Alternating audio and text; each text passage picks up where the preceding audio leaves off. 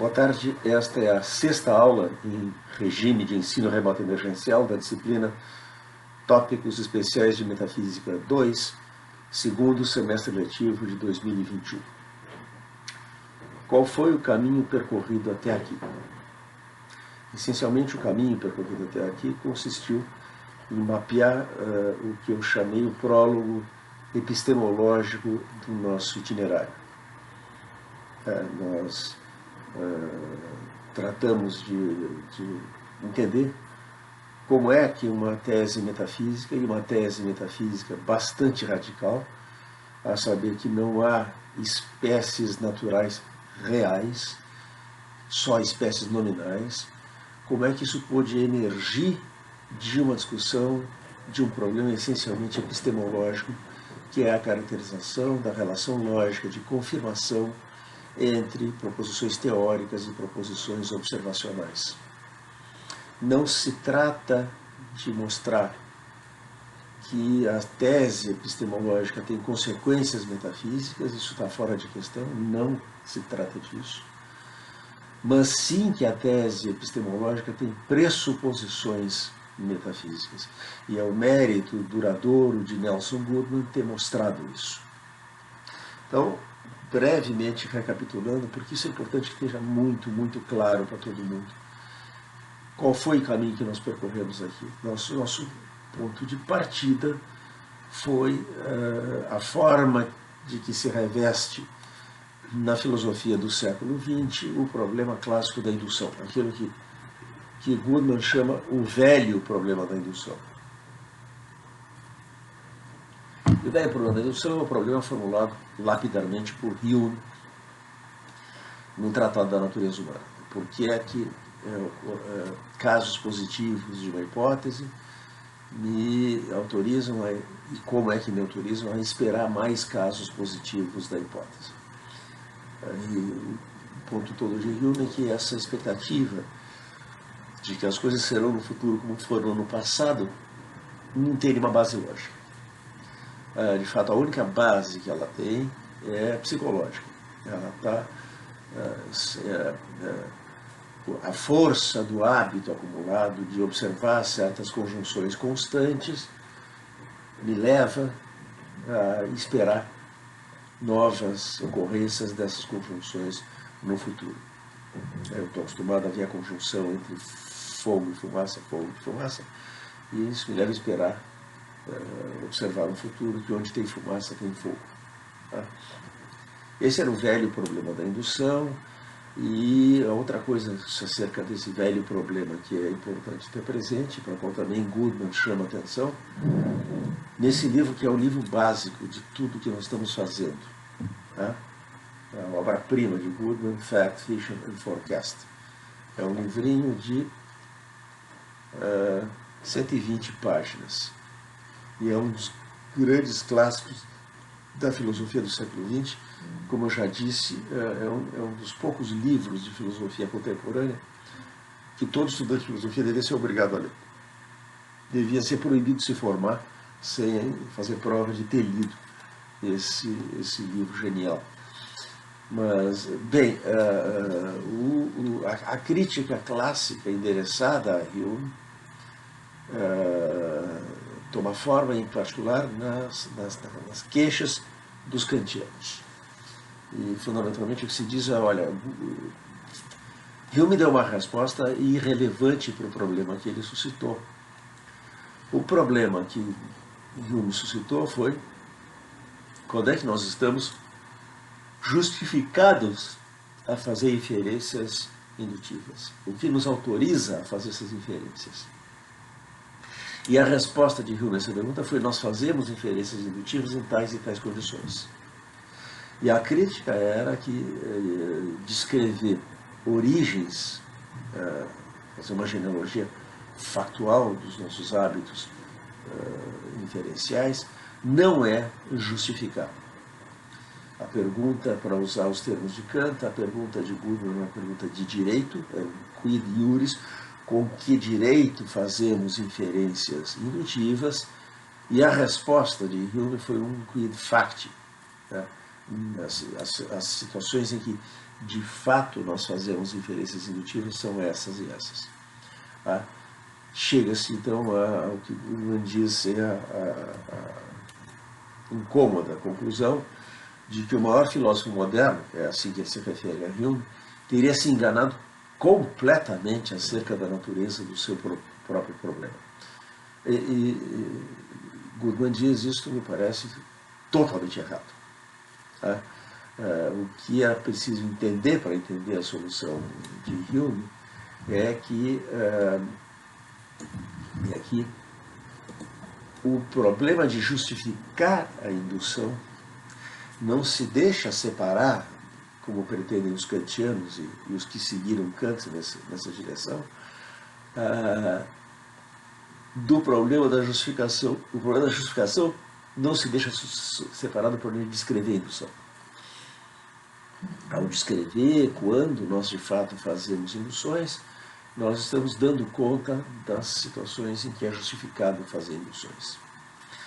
Para mostrar isso, Goodman faz uma coisa muito interessante. Ele diz, quem sabe a gente deixa de lado por um momento o problema que interessa a todos os filósofos, da justificação da indução, e a gente dá uma olhada na justificação da dedução, sobre a qual se fala tão pouco. Parênteses, não é que não haja o que falar, há muito o que falar. Uma hora dessa eu dou um curso inteiro, um semestre inteiro, sobre a justificação da dedução. Provavelmente o nosso carro-chefe, então, vai ser o artigo que leva exatamente esse título, de Michael Dummett. Esse semestre Dummett não entra muito nos nossos propósitos aqui. Mas o que Goodman mostra é o seguinte: nós justificamos inferências dedutivas mostrando que elas estão conformes com as regras da dedução. Que eu estou seguindo modus ponens ou modus tollens, que eu estou empregando a regra de introdução do quantificador existencial, ou a regra de eliminação do quantificador universal, ou a regra de introdução da conjunção, ou a regra de eliminação da conjunção, e assim por diante. Porém, em algum momento eu tenho que explicar, vem cá, por que essas regras e não outras? E aí o que eu faço? Eu só posso mostrar que uma regra é uma regra dedutiva correta ao mostrar que, aplicando-se essa regra, de premissas verdadeiras, eu nunca derivo uma conclusão falsa. Seja, por exemplo, o Runabout Inference Ticket, o bilhete integrado inferencial, introduzido por Arthur Prior num memorável artigo de duas páginas, publicado em Análises. O problema de Prior ali ele tinha uma bronca com um slogan que, originário do círculo cujo centro era Wittgenstein em Cambridge, se disseminou até alcançar a filosofia da linguagem ordinária de Oxford, e o slogan de que o significado de uma expressão é o seu uso. Se isso é assim, nós caracterizamos completamente o significado das constantes lógicas, dando as regras que governam o seu uso, que são as regras de introdução e eliminação. Isso o grande lógico alemão Gerhard Gentzen já tinha percebido nos seus estudos sobre a dedução, sobre a consequência lógica. Lá em 1930, o Gentzen já sugeria que as regras de introdução e eliminação, elas caracterizam como que, diz ele assim, como que o significado das constantes lógicas. Você quer saber o que significa para todo x, f de x, o quantificador universal? Você explica que esse quantificador se introduz quando você tem f de a como um passo numa sequência dedutiva em que a constante a não ocorreu nunca antes, e você generaliza para todo x e f de x, generalização universal. Como é que você elimina esse quantificador? Quando você tem para todo x e f de x, você pode eliminar o codificador ia ficar com f de a, com instanciação. E assim para as demais regras de inferência. Aí Prior diz o seguinte, olha, os filósofos não estudaram suficientemente um conectivo que eu quero introduzir aqui e para cujo estudo eu quero exortar os filósofos a que se dediquem. Prior chama esse seu coletivo Tonk e caracteriza o uso desse coletivo pelas regras de introdução e de eliminação. Qual é a regra de introdução de Tonk? É que se eu tenho P, eu tenho P, Tonk, Q. Qual é a regra de eliminação desse coletivo? Se eu tenho P, Tonk, Q, eu tenho P e também tenho Q. E agora diz, vejamos como ele pode ser empregado. Eu vou provar que 2 mais 2 são 5. Isso é simples. Premissa, 2 mais 2 são 4. Pela regra de introdução de Tonk, 2 mais 2 são 4, Tonk, 2 mais 2 são 5. Pela regra de eliminação de Tonk, 2 mais 2 são 5. E Prior deixa agora nas mãos dos filósofos a tarefa de estudar com afinco esse conectivo, que promete banir o que ele chama, usando uma expressão de Kant em alemão, falsche Spitzfindigkeiten da lógica de uma vez por todas. O que é falsche Spitzfindigkeit é falsa sutileza. Um escrito sobre lógica de Kant leva um título sobre a falsa sutileza das 4 figuras do silogismo. Agora, Prior está dizendo que se o estudo atento de Tonk promete banir falsas sutilezas de uma vez por todas da lógica. Fica implícito a principal das falsas sutilezas que o Tonk elimina, é a falsa sutileza consistente em querer distinguir inferências válidas de inferências não válidas. Tonk autoriza a inferir uma conclusão falsa de uma premissa verdadeira. Qual é a lição a tirar daí? Que Prior não diz, mas fica implícita, é que Tonk não é um conectivo lógico. Por quê? Porque a aplicação sucessiva da regra de introdução e da regra de eliminação de Tonk me permite passar de qualquer proposição a qualquer outra proposição. Por isso ele chama de bilhete integrado inferencial, Runabout Inference Ticket.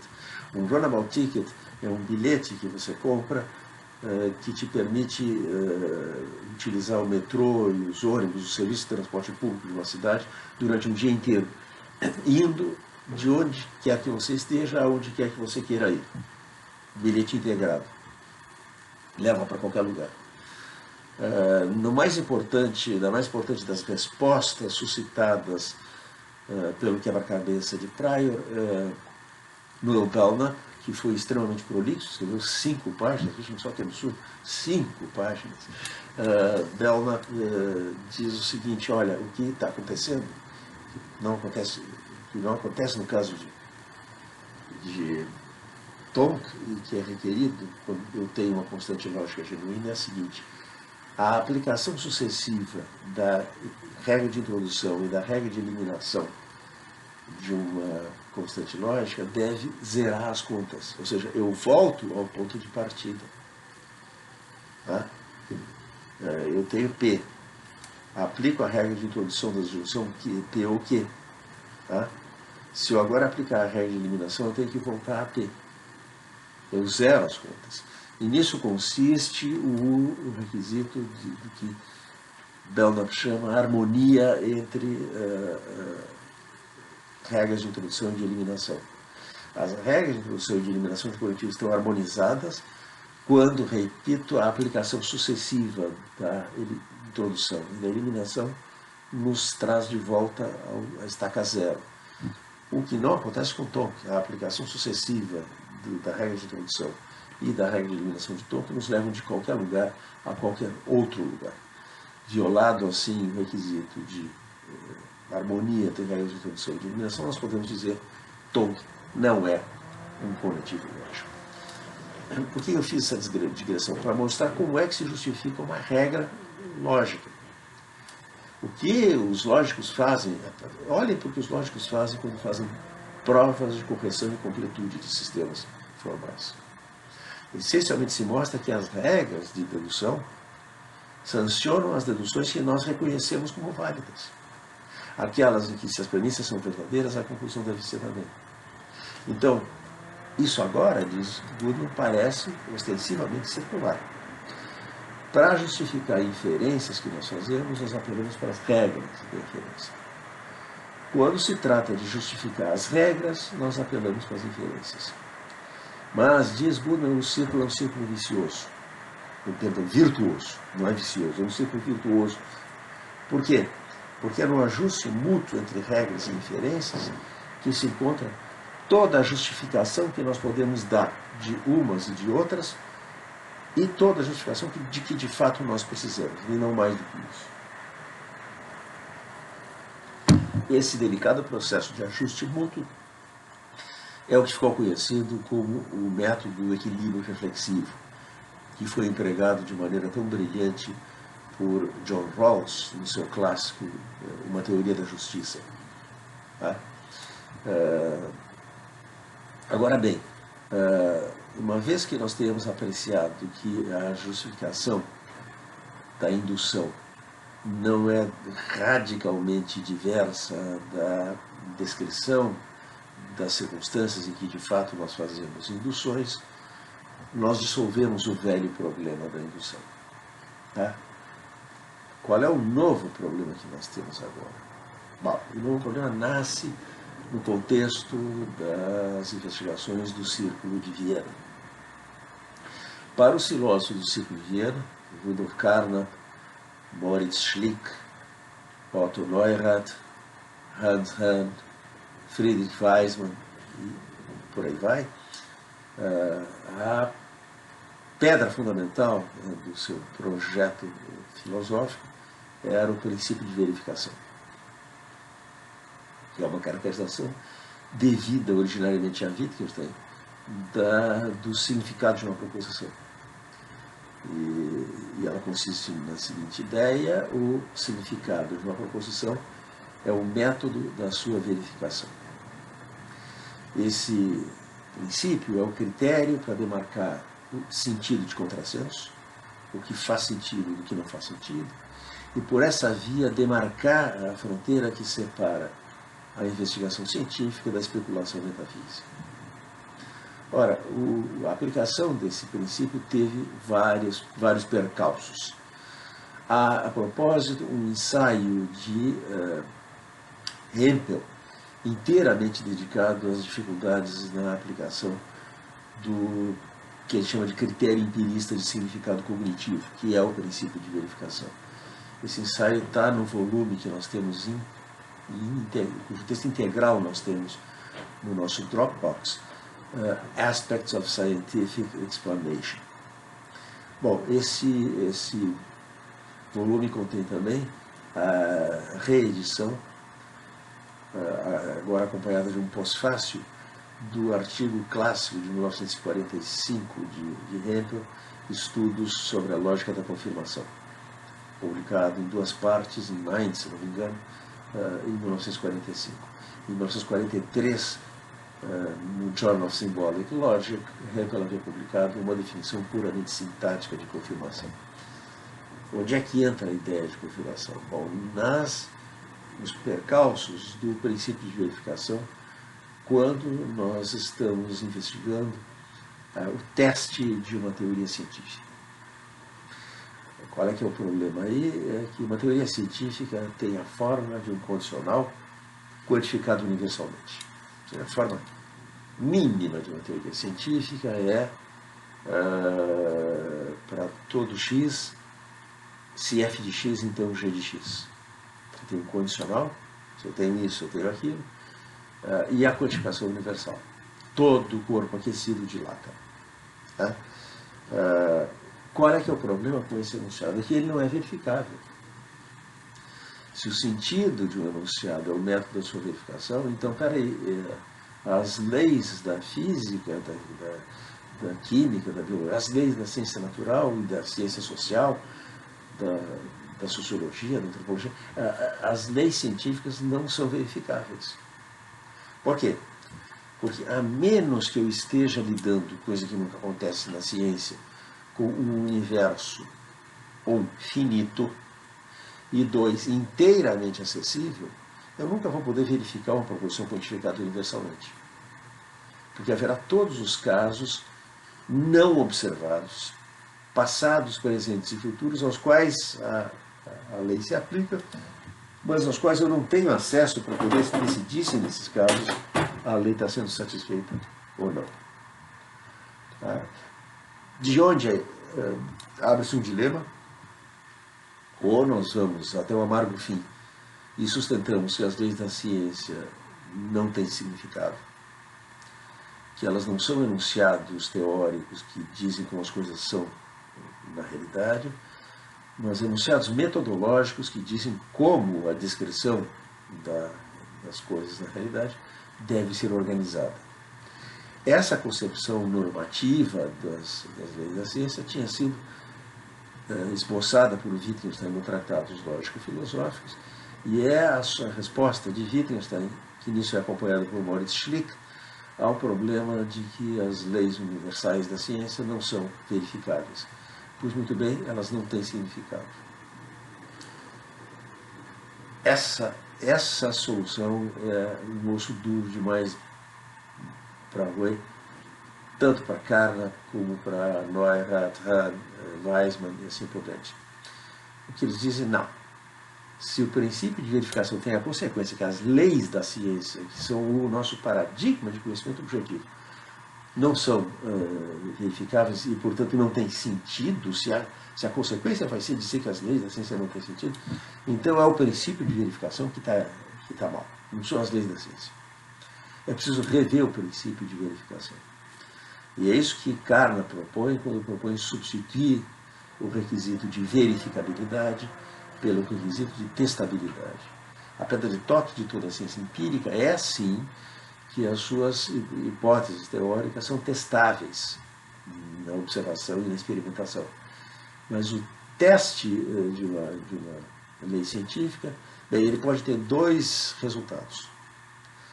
As coisas não saem conforme a lei previu, e nesse caso ela está refutada, sim. Se eu digo para todo x, se f de x, então g de x, e eu tenho um f que não é g, então eu refutei ela. Se eu tenho todo o corvo é preto e encontro um corvo azul, a lei está refutada. Mas por mais corvos pretos que eu encontre, ela não estará nunca verificada, ela estará apenas a cada vez confirmada. O que é a confirmação de uma hipótese? É um caso positivo da hipótese. Não é ainda uma evidência conclusiva em favor da verdade da hipótese. Nos dá uma razão para pensar que a hipótese é verdadeira. Confere probabilidade à hipótese. E, de fato, Carnap prima atenção para o fato de que aquilo que nós chamamos probabilidade não é outra coisa que o grau de confirmação de uma hipótese. E ele diz, nós nunca teremos clareza sobre a noção de probabilidade sem termos antes clareza sobre a noção de confirmação. Porque confirmação é apenas, probabilidade é apenas grau de confirmação. Tá? Então, a primeira pergunta é a pergunta não quantitativa sobre grau de confirmação, mas a pergunta qualitativa sobre o que é confirmação. E é por isso que Goodman diz, o velho problema da indução consistia em perguntar por que é que casos positivos de uma hipótese me levam a esperar novos casos positivos de uma hipótese. Foi a pergunta de Hume. A nova pergunta, diz Goodman, é o que é um caso positivo de uma hipótese? O que é confirmação? Aqui, o primeiro passo foi dado pelo lógico matemático francês Jean Nicot, na sua tese de 1923, sobre fundamentos lógicos da probabilidade. Nicot diz que se eu tenho um enunciado condicional qualquer, se A, então B, então quando eu tenho A e B, eu tenho confirmação. Quando eu tenho A e não B, eu tenho refutação. E acabou-se. Estas são, diz Nicot, as duas únicas maneiras pelas quais um fato pode afetar a probabilidade de uma hipótese. Ou seja, se vocês tomam a tabela de verdade do condicional, se A então B. E você tem verdadeiro, verdadeiro, verdadeiro, falso, falso, verdadeiro, falso, falso. Quando o antecedente é verdadeiro e o consequente também é, segundo Nicot, temos confirmação. Quando o antecedente é verdadeiro e o consequente é falso, temos refutação. E quando o antecedente é falso, seja qual for o valor de verdade do consequente, nós não temos nem confirmação nem refutação. Portanto, a definição da relação de confirmação se atém às duas primeiras linhas da tabela de verdade do condicional. A terceira e a quarta linha nada acrescentam, nada contribuem para a probabilidade da hipótese, como diz Nicot. Bom, Nicot era um lógico, ele deve ter pensado bem antes de dizer, com a convicção com que ele diz, que essas são as duas únicas maneiras de um fato afetar a probabilidade de uma lei. Mas ele se expõe a uma crítica que lhe foi endereçada por Hempel em 1943, isso é 13 anos depois da publicação em inglês, que é como se tornou divulgada e conhecida a tese de Nicot. As duas teses que ele apresentou, você tem a tese principal e a tese suplementar para a defesa do seu doutorado, foram publicadas em volume em inglês, com um prefácio de Bertrand Russell, em 1930. Em 1943, Hempel divulga no seu artigo uma definição puramente sintática de confirmação, uma crítica que em conferências, debates, ele já vinha formulando ao critério de Nicot. Ele diz, olha, o critério de Nicot tem um problema sério. Ele parece supor que se uma lei está confirmada ou não está confirmada, depende de como a lei é formulada. Por que eu diz isso? Porque se eu suponho, por exemplo, que todos os corvos são pretos, isso é equivalente a supor que todo não preto é não corvo. Se A implica B, não B implica não A.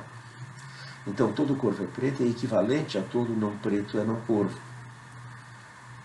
Mas, todo não preto é não corvo é confirmado por algo que não é corvo e não é preto.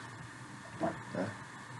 Essa caneta vermelha é um não preto não corvo que confirma que os não pretos são não corvos. Ora, os não pretos são não corvos é equivalente a todo corvo é preto. Hempel sugere, então, que devemos introduzir como condição de adequação material a toda definição de confirmação que o que confirma uma hipótese confirma qualquer hipótese logicamente equivalente. Esta é a condição de equivalência que Hempel sugere que seja imposta à definição de confirmação. Tá?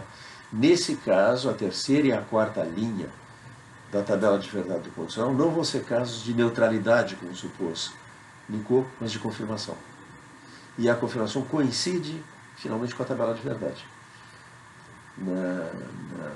Quando eu tenho um condicional, eu tenho confirmação na primeira linha, refutação na segunda e confirmação na terceira e na quarta. Ora, aqui tem um problema. O problema é apontado pela primeira vez pela lógica polonesa Janina Osiazo-Lindenbaum, em 1940, e discutido com muito cuidado por Hempel nos estudos sobre a lógica da confirmação de 1945. O problema é que nós temos aqui algo de fortemente contra-intuitivo. Se cada corvo preto confirma a hipótese de que os corvos são pretos, essa caneta vermelha, sendo um não preto não corvo, confirma que os não pretos são não corvos e, pela condição de equivalência, que os corvos são pretos. Parece que para testar uma hipótese sobre a plumagem dos corvos eu não preciso sair de casa. Eu fico apontando as cores das capas dos livros na minha biblioteca, por exemplo. As perspectivas, como dirá com sarcasmo Goodman, as perspectivas para fazer ornitologia sem se molhar na chuva nunca foram tão promissoras. Hempel reconhece que há aí um paradoxo, que ele chama paradoxo da confirmação. Mas sustenta também que esse paradoxo não é estritamente falando um paradoxo lógico, mas um paradoxo psicológico. Ou seja, antes, a ilusão, a aparência de um paradoxo, onde não há paradoxo nenhum. O que Hempel diz é o seguinte: vem cá.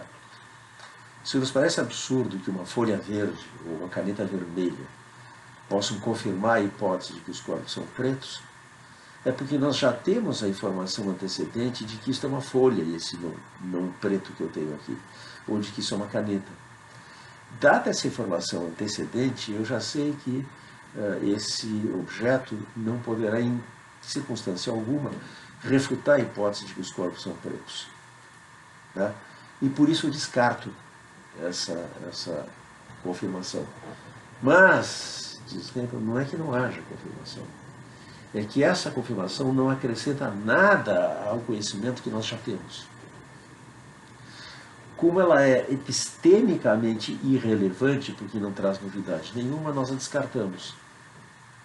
Mas não quer dizer que não haja relação lógica. E o ponto crucial de Hempel é o seguinte: nós não devemos permitir que a informação empírica de que nós estejamos eventualmente na posse afete o juízo sobre se uma relação lógica ocorre ou não ocorre. Se uma relação lógica ocorre ou não ocorre, não pode depender do que nós sabemos ou deixamos de saber. Eis aqui um pássaro azul, que eu não sei se é um corvo.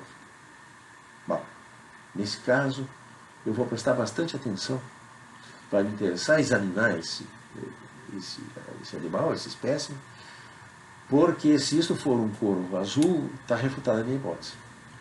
Se for uma gralha em troca, não está. Mas eu não tenho a informação antecedente de que o animal é uma gralha e não um corvo, e por isso não considero a ocorrência irrelevante. Então, a relevância aqui é a relevância epistêmica, não lógica. Do ponto de vista lógico, todo não preto, não corvo, confirma que os corvos são pretos. Mas se eu já tenho a informação de que o não preto em questão é um não corvo, eu descarto como irrelevante essa informação. Temos todo o direito de descartar como irrelevante epistemicamente, mas não temos nenhum direito de sustentar que então não há confirmação. De um modo geral, a lição de Hempel é que se uma relação lógica ocorre ou não ocorre, não pode depender de que informação empírica nós tenhamos ou deixamos de ter. Então nós não devemos permitir que a informação empírica que é antecedentemente adquirida afete o nosso juízo sobre se a relação de confirmação ocorre.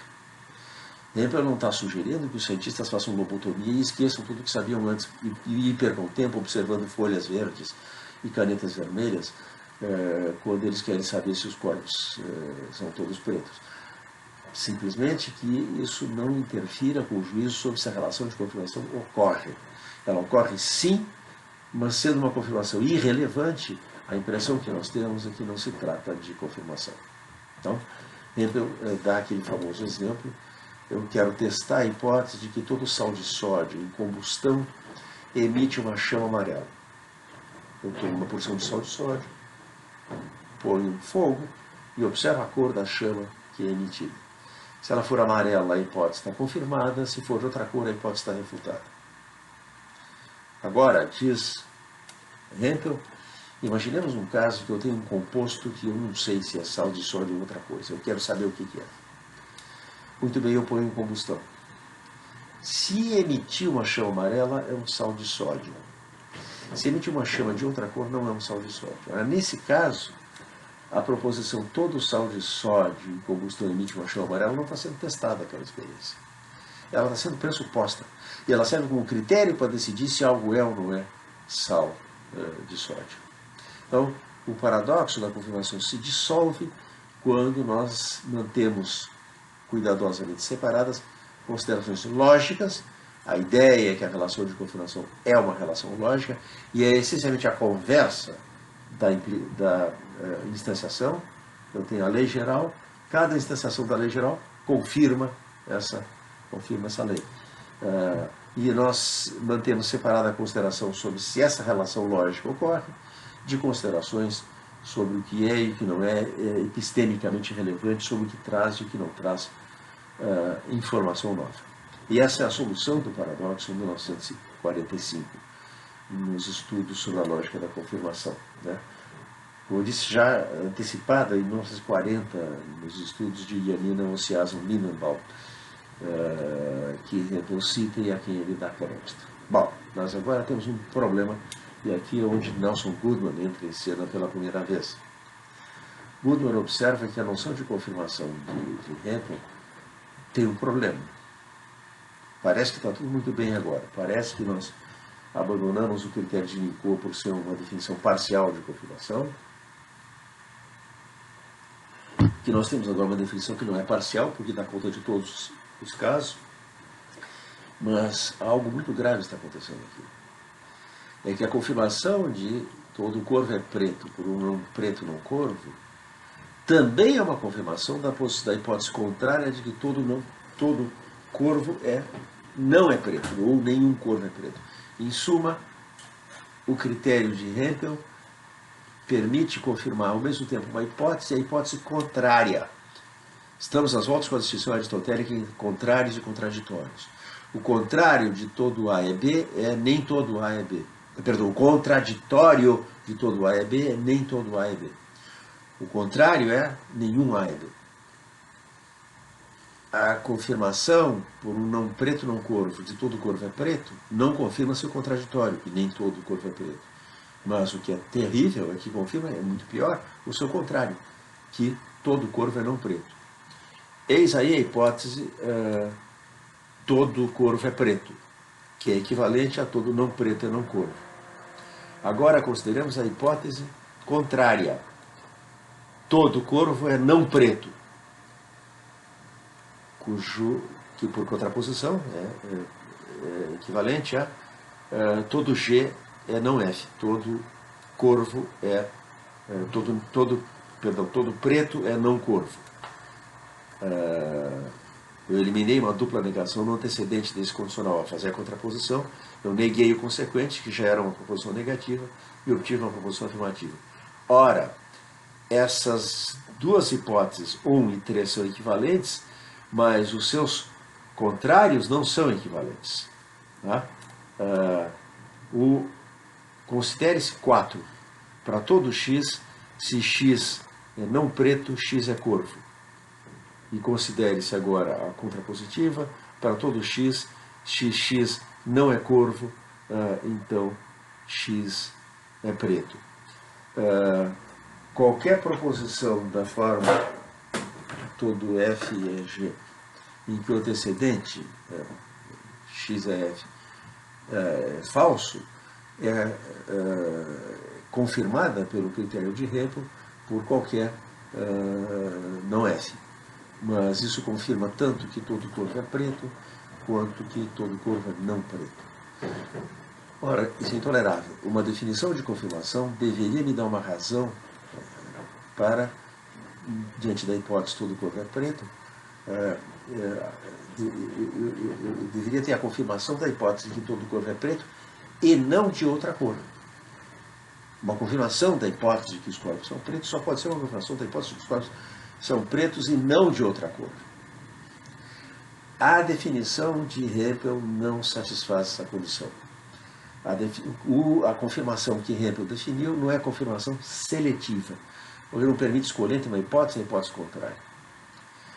Como é que isso passou despercebido a Hempel, a Osiason-Lindenbaum, a Hempel, a Paulo Oppenheim, que trabalhou com Hempel nessas coisas, a Carnap e a todo mundo? Bom, basicamente porque na prática científica a situação de ter que escolher entre uma hipótese e a hipótese contrária raramente se dá, se é que alguma vez se dá. O mais comum é que o cientista tenha que escolher entre todo A é B e nem todo A é B. E não todo A é B e nenhum A é B. Mas essa é uma possibilidade lógica, e se nós queremos ter uma teoria lógica da confirmação, nós não podemos descartar, a priori, nenhuma possibilidade lógica. Com isso, introduz-se uma noção restritiva de confirmação, que Goodman chama confirmação seletiva, e que equivale, de fato, à restauração do critério de Nicot.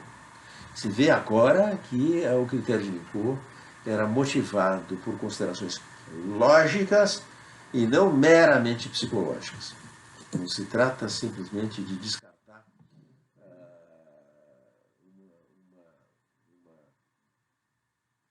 um caso de confirmação paradoxal. Se trata de definir tão restritivamente a noção de confirmação que essa noção seja uma noção de confirmação seletiva, ou seja, que o que confirma uma hipótese não confirma nenhuma hipótese contrária. Tá? O critério de Nicot tinha uma motivação lógica que passou despercebida e que Goodman restaura. Qual é o próximo passo de Goodman? É a introdução anunciada no artigo de 1946, também é brevíssimo, poucas páginas, 3 por aí, a Query on Confirmation. E depois retomada nas conferências de Londres em 1953, que formam o essencial desse volume Fact, Fiction and Forecast. Esse livro está dividido em 2 partes, a primeira mais breve, constituída apenas do primeiro capítulo, que ele chama Enrascada, e o título é O Problema do Condicional Contrafactual. E a segunda parte ele chama de Projeto, então tem Predicament e Project, e Project são as 3 conferências dadas em Londres sobre a lógica da confirmação. A situação nova que Goodman considera é uma situação em que nós estamos testando 2 hipóteses que são incompatíveis, mas cuja incompatibilidade não é lógico-formal. A relação entre elas não é nem de contraditoriedade, uma não contradiz a outra, nem de contrariedade, uma não contraria a outra. Elas são incompatíveis, mas não logicamente incompatíveis. Elas são materialmente incompatíveis. Trata-se da espécie de incompatibilidade que Russell, que tratou brilhantemente do tópico desde o livro dele de 1900 sobre a filosofia de Leibniz, continuando pelo capítulo Diferença de Sentido e Diferença de Sinal dos Principles of Mathematics, de 1903, a espécie de relação de incompatibilidade que Russell chamou incompatibilidade sintética. Ele diz sintética e não analítica para mostrar que não se trata de uma relação lógica. Se eu digo, apontando para um ponto numa superfície, isto aqui é vermelho, e se eu disser também isto é verde, eu profiro 2 proposições incompatíveis. Mas isto é verde não é a negação de isto é vermelho. A negação de isto é vermelho é isso não é vermelho. Isto é verde é uma outra proposição afirmativa, porém incompatível, porque são os predicados que são incompatíveis. Essa é a relação de incompatibilidade que Goodman introduziu no artigo de 1946. Ele imagina que nós estamos testando uma hipótese sobre a cor das bolas que se encontram num certo recipiente, uma urna, e nós vamos tirando. Tá? Cada bola vermelha que eu tiro confirma a hipótese de que todas as bolas nessa urna são vermelhas. Porém, seja o predicado S, que se aplica a todas as coisas vermelhas observadas até aqui e as coisas de outra cor ainda não observadas. Cada bola vermelha confirma a hipótese de que as bolas da urna são todas vermelhas. Mas cada bola vermelha, sendo uma bola da cor S, também confirma a hipótese de que todas as bolas são S. Mas essas 2 hipóteses são incompatíveis. A projeção dessas hipóteses, o que é projetar uma hipótese? É estender a hipótese dos casos observados para os não observados ainda. Ora, a projeção da hipótese de que todas as bolas da urna são vermelhas me leva a esperar que a próxima bola seja, como as anteriores, vermelha. A projeção da hipótese em troca de que todas as bolas são S me leva a esperar que a próxima bola seja, como as anteriores, S. Mas se for S, não vai ser vermelho. Portanto, e eu não posso esperar, incoerentemente, que a próxima bola seja vermelha e não seja vermelha. Esse é o que Goodman chama o novo enigma da indução. E é isso que explica que ele conte a história indução tão lacônica e brilhantemente como ele faz no final da segunda conferência de Londres de 53, em Fact Fiction Forecast, dizendo o problema de justificar a indução foi deslocado substituído pelo problema de definir a confirmação. E o nosso trabalho acerca deste nos deixou com o problema residual de distinguir entre hipóteses confirmáveis e não confirmáveis. Poder-se-ia, grosso modo, dizer que a primeira pergunta era: por que um caso positivo de uma hipótese me dá qualquer razão para prever outros casos positivos? Que a nova, isso era Hume, certo? Que a nova questão era, e isso é a pergunta de Hempel, o que é um caso positivo de uma hipótese? E que a pergunta crucial remanescente é: que hipóteses são confirmadas por seus casos positivos? A dissolução do velho problema da indução aponta, tal como protagonizada por Hume, aponta para a direção em que Goodman espera resolver o seu novo problema. O método qual é? É o método do equilíbrio reflexivo, que mais tarde vai ser aplicado por Rawls no capítulo 4 da Teoria da Justiça. 7 anos depois de Aquarian Confirmation, durante esses 7 anos, Goodman tratou de outros assuntos e não de indução e confirmação. Nas conferências de Londres, ele disse: bom, agora vamos retomar esse assunto e ver onde é que isso vai dar. E ele agora, em lugar de S, ele introduz um predicado que é designado por um neologismo. Neologismo que já tinha ocorrido, embora Goodman não faça referência, não sei se ele tirou daí ou ele inventou de novo, no grande livro de Joyce, Finnegan's Wake, onde Joyce tem as palavras grew e bleed, grew de green e blue, e bleed de blue e green. Goodman, então, introduz o predicado grew, versus, e define assim: versus se aplica a todas as coisas examinadas antes de um tempo t, caso sejam verdes, e a outras coisas, caso sejam azuis. E está criado um problema para a confirmação agora. Cada esmeralda verde examinada antes de t, vamos supor que t é o tempo presente. Tá? Cada esmeralda verde examinada até aqui é um caso positivo da hipótese: todas as esmeraldas são verdes. Mas pela mesma razão, é também um caso positivo de todas as esmeraldas são verdes. Mas as duas hipóteses são incompatíveis. Elas colidem na projeção. As suas projeções são mutuamente excludentes.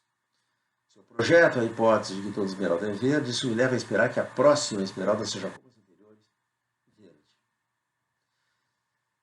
Mas se eu projeto a hipótese de que toda esmeralda é verzu, isso me leva a esperar que a próxima esmeralda seja como as anteriores, verzu, mas se ela for verzu, ela vai ser azul e não verde. Eu não posso esperar ao mesmo tempo que a próxima esmeralda seja verde e seja azul. Eu preciso escolher entre essas duas hipóteses. Para qual das duas nós escolhemos? Não podemos projetar as duas. Não, nós escolhemos projetar a hipótese de que as esmeraldas são verdes e não verdes. Nós escolhemos projetar o predicado verde e não o predicado verzu. Nada no mundo me levaria a esperar que a próxima esmeralda seja verzu. Nada no mundo me levaria a empregar esse predicado. Mas a pergunta radical de Goodman é: por quê? E nós vimos algumas respostas imprestáveis a essa pergunta, que foram propostas na vastíssima literatura suscitada pelo trabalho de Goodman. Por exemplo, alguns filósofos sustentaram que coisas verdes são mais semelhantes entre si do que coisas verzuis. Isso é perfeitamente falso. Coisas verdes são totalmente diferentes entre si. Coisas verdes podem ter tamanhos diferentes, formatos diferentes, texturas diferentes. Algumas dessas coisas têm formatos regulares, outras irregulares. Algumas são quentes, outras são frias. Algumas são ásperas, outras são lisas. Algumas são perfumadas, outras são mal cheirosas. Algumas são orgânicas, outras são inorgânicas. E por aí vai. A única coisa que elas têm em comum é que são todas verdes. Do mesmo modo, coisas verzuis podem ser totalmente diferentes, inclusive algumas são verdes e outras são azuis. Não importa, a única coisa que elas têm que ter em comum é serem verzuis. Então, apelar para a noção de semelhança não serve para nada. A noção de semelhança, Goodman nunca se cansou de insistir nisso, é uma noção vaga, muito mal definida, que os filósofos empregam de maneira imprudente. Qualquer coisa é semelhante a qualquer outra coisa sob algum aspecto. Dizer que A e B são semelhantes sem dizer sob que aspecto são semelhantes é não dizer nada. Portanto, apelar para a noção de semelhança não é a resposta à pergunta por que projetamos verde e não verzu. Segunda sugestão, e também igualmente imprestável, de que verzu, diversamente de verde, é um predicado disjuntivo, ou, e portanto artificial. Por que disjuntivo? Porque as coisas verzuis são ou observadas até aqui verdes, ou não observadas até aqui azuis. Mas a resposta de Goodman é que se um predicado é disjuntivo ou não, depende da linguagem em que ele é empregado. Falando português, eu só posso definir verzu para vocês usando uma disjunção. Porque o nosso vocabulário primitivo contém termos como verde, azul, vermelho, e é nesses termos que eu vou agora ter que definir verzu, dada a linguagem que eu já falo. Agora, suponhamos uma linguagem que os termos primitivos não fossem verde, azul, vermelho, mas verzu, azerde, verdelho e assim por diante. Agora eu defino verde. Verde é tudo que é verzu observado até o tempo t, ou é azerde não observado até o tempo t. E agora verde é um predicado disjuntivo. Verde é artificial. Também, portanto, apelar para a disjuntividade de predicado não serve para nada. Nenhum predicado é intrinsecamente disjuntivo ou não disjuntivo. Ele é disjuntivo ou não disjuntivo, dependendo da sua posição na linguagem. A disjuntividade é um predicado posicional e não intrínseco de nenhum predicado. Foi sugerido também que verzu, diversamente de verde, não pode ser definido por ostensão. Assim como eu defino isto é vermelho, eu não poderia dizer isto é verzu. E, portanto, verzu não é um predicado observacional. A resposta é esse, não há nenhum mérito nessa objeção. Só faz sentido dizer que verzu não é observacional se nós sustentarmos catastroficamente que a observação, que só é observacional, só há observação, onde há observação com os 5 sentidos desassistidos. Isso é, se a observação através de instrumentos, se a informação que nós obtemos através do emprego de instrumentos não for considerada observação. Isso é a mesma coisa que proibir de usar telescópios na astronomia ou microscópios na biologia. Aliás, eu não posso nem usar óculos nesse caso. Né? Qualquer instrumento que subsidie os sentidos da observação está descartado. Isso não faz nenhum sentido, isso é absurdo. Nós não vamos deixar de usar telescópios na astronomia, nem deixaremos de pensar que é observacional aquilo que a informação que nós obtemos através do uso de telescópios. Não deixaremos de usar microscópios na biologia, não deixaremos de pensar que é observacional a informação obtida pelo uso de microscópios. E agora é muito fácil imaginar um instrumento que nos diga se algo é verzu ou não é. Esse instrumento seria uma espécie de lanterna que mede o comprimento de onda da emissão luminosa que um organismo, que um objeto faz ao refratar a luz emitida por essa nossa lanterna. A emissão luminosa com mais longo comprimento de onda, ainda acessível à visão humana, é o vermelho. Existe luz com comprimento de onda mais longo que o vermelho ainda, é o infravermelho, mas isso nós não temos, não observamos. No extremo oposto do espectro cromático, a emissão luminosa com o mais curto comprimento de onda, que ainda é observável ao olho nu, é o violeta. Há também o ultravioleta, mas normalmente isso não é observável ao olho nu. Mas, em troca, a nossa lanterna detecta todas essas coisas. Como é que... mas espera um pouquinho, como é que eu vou saber se algo é verzu? Não basta saber se é verde ou azul, é preciso saber quando é que isso está sendo observado. Não tem problema nenhum. Basta que esse aparelho tenha, como os nossos celulares têm, um relógio interno. Não tem problema nenhum. Você aponta então para um objeto e o instrumento te dá imediatamente o veredito, verzul ou não verzul. Portanto, verzul é um predicado observacional, sim, não tem problema nenhum. E nenhuma dessas sugestões de por que nós projetamos verde e não verzul, que as coisas verdes são mais semelhantes entre si do que coisas verzuis, que verzul diversamente de verde é um predicado disjuntivo e por isso um predicado artificial, que verzul diversamente de verde não pode ser definido por abstenção e, portanto, não é um predicado observacional, nenhuma dessas. Qual é, então, por que é, então, que nós projetamos verde e não verzul? A resposta de Goodman, que chocou metade da comunidade filosófica e continua a causar escândalo em alguns quarteirões aí, aparece na última conferência, cujo título é Perspectivas pela Teoria da Projeção. E a resposta de Goodman é muito radical. Nós projetamos verde e não verzul, porque é verde que nós viemos projetando até aqui. Verde, como ele descreve, estou citando da última conferência, é claro que verde, como veterano de projeções mais antigas e numerosas que verzul, tem uma biografia mais impressionante. Podemos dizer, o predicado verde está muito melhor arraigado, é como eu traduzo, entrenched, literalmente seria entrincheirado, mas nós temos a expressão arraigado, esse é um hábito profundamente arraigado. E é do hábito que, como Hume Goodman está falando. Então podemos dizer, o predicado verde está muito melhor arraigado que o predicado verzul. Nós descartamos verzul porque a sua projeção colide com a projeção de um predicado melhor arraigado. O arraigamento, em primeiro lugar, é uma noção extensional. Assim, quantas vezes o predicado foi usado.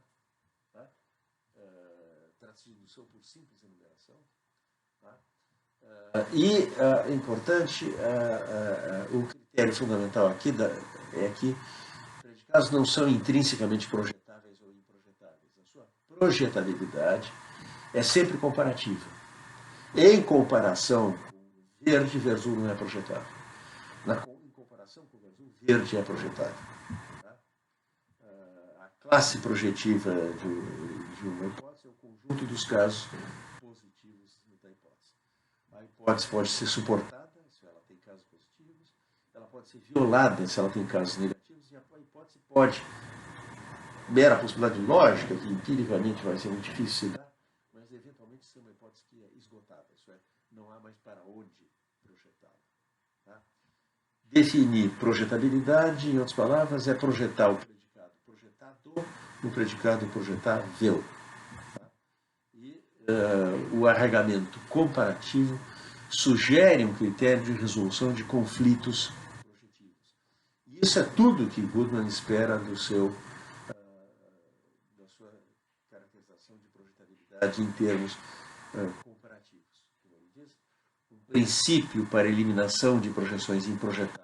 Portanto, é que uma projeção deve ser excluída se conflita com a projeção de um predicado muito melhor arraigado. E apenas nesse caso, notem bem, não se trata de banir a inovação conceitual. Os cientistas estão o tempo todo introduzindo novos predicados, enriquecendo a sua linguagem de observação. E isso não tem problema nenhum. Tá? O problema só acontece quando o novo predicado, quando a projeção do novo predicado colide com a de um predicado melhor arraigado. Aí, nesse caso, nós descartamos. E Goodman descreve o resultado que ele chega assim, como Hume, nós estamos apelando para recorrências passadas. Mas há recorrências no uso explícito de termos, estamos falando de uso da linguagem. Tá? Assim como há recorrências, aspectos recorrentes daquilo que é observado. De certa maneira, como Kant, estamos dizendo que a validade indutiva depende não do que é apresentado, mas também de como é organizado. Mas a organização para a qual apontamos é efetuada pelo uso da linguagem. não é atribuída a nada de inevitável ou imutável na natureza da cognição humana. Para falar muito grosseiramente, muito frouxamente, eu poderia dizer que, em resposta à pergunta, o que distingue os aspectos recorrentes da experiência, que subjazem as projeções válidas, daqueles que não subjazem, eu estou sugerindo que os primeiros, os que subjazem as projeções válidas, são aqueles aspectos para os quais adotamos predicados que viemos projetando habitualmente. Tá? Então não se trata de banir quaisquer predicados novos, tá? Mas de banir o uso de predicados cuja projeção colide com a projeção de predicados muito melhor arraigados. E essa é toda a resposta de Google. Ela está na superfície.